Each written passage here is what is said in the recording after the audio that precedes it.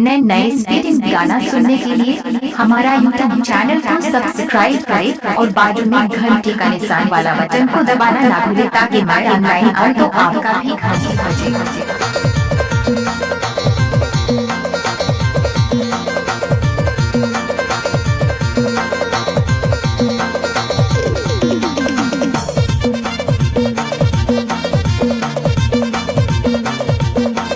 आप सुन रहे हैं पवन डांसर का स्पीड डीजे सॉन्ग।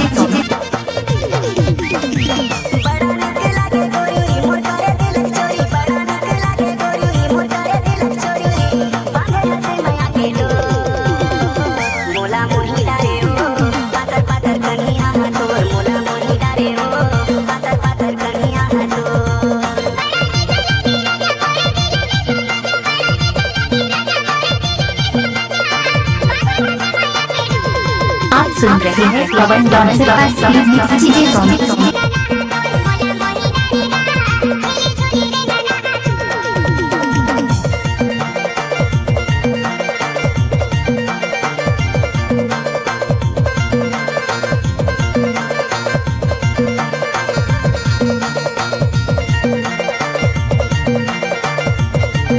आप सुन रहे हैं पवन डांसर का स्पीड मिक्स डीजे सॉन्ग।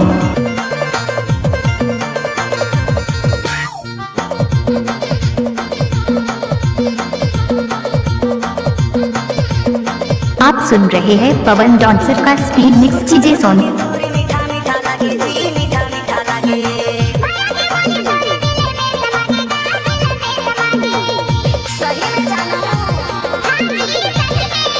आप सुन रहे हैं पवन डांसर का स्पीड मिक्स डीजे सॉन्ग।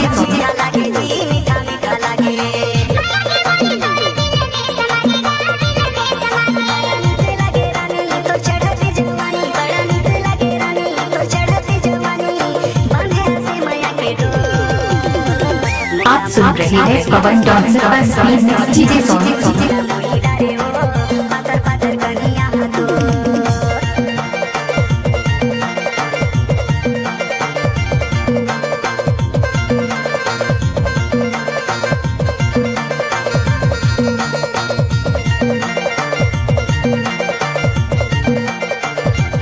आप सुन रहे हैं पवन डांसर का स्पीड मिक्स डीजे सॉन्ग। आप सुन रहे हैं पवन डांसर का स्पीड मिक्स डीजे सॉन्ग।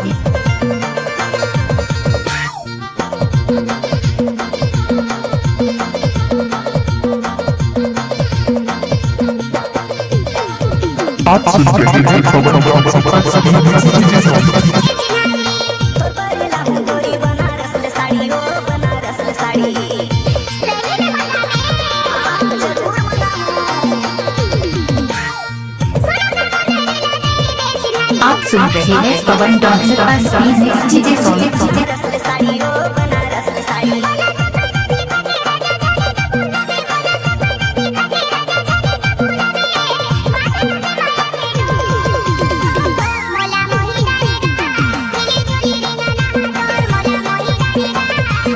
पवन कुमार मोबाइल नंबर 49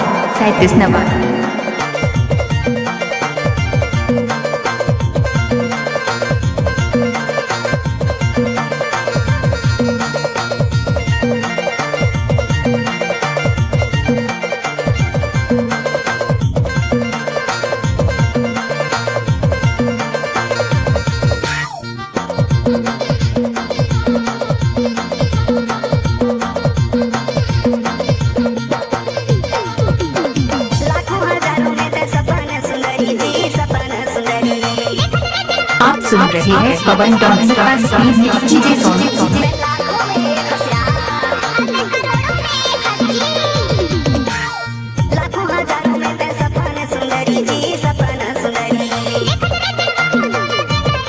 आप सुन रहे हैं पवन डांसर का स्पीड मिक्स डीजे सॉन्ग।